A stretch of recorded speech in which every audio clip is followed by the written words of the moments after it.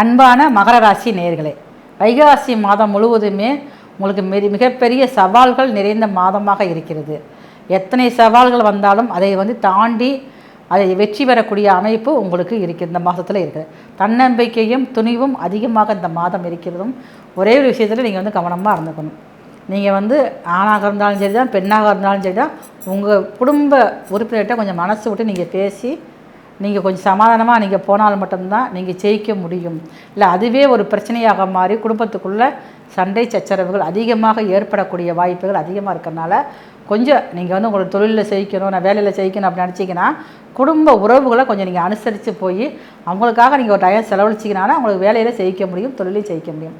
தொழிலில் வருமானங்கள் உயரக்கூடிய வாய்ப்புகள் அதிகமாக இருக்குது.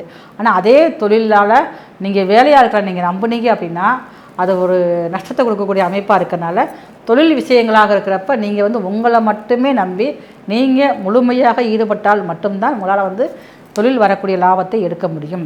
புதியதாக தொழில் தொடங்குவதற்கு முதலீடு செய்வதற்கு வாய்ப்புகள் அதிகமாக இருந்தாலுமே அதை சரியான முறையில் நீங்கள் சரி செஞ்சு பார்த்து தான் நீங்கள் எதுலேயுமே முதலீடு பண்ண வேண்டும். சேமிப்புகள் உயரக்கூடிய மாதம் இந்த வைகாசி மாதம் முழுவதுமே உங்களுடைய உடல் ஆரோக்கியத்தில் சின்ன சின்ன குறைபாடுகள் தெரிகிறது. அதை நீங்கள் சரி செஞ்சால் தான் பெரிய அளவில் உங்களுக்கு மருத்துவ செலவுகள் வராது உங்களுக்கு.